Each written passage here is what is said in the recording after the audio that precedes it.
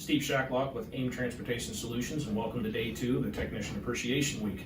I'd like to remind everybody to hop over to AIM's social media sites where we are spotlighting technicians throughout the company. These individuals have been chosen for their unwavering dedication to the motto, "Service is our only product." Without these individuals and all the technicians throughout the company, that idea would not be possible.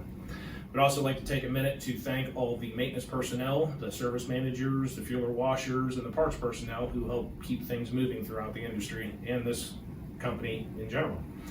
So without further delay, let's see who today's lucky winners are.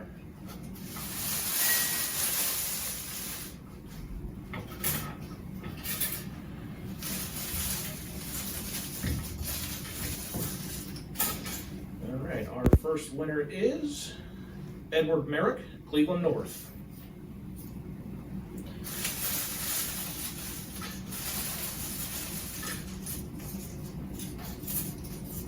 And our second lucky winner is Zachary Bell out of Wheatland. Congratulations, guys. You'll be working with 70 Inch TV.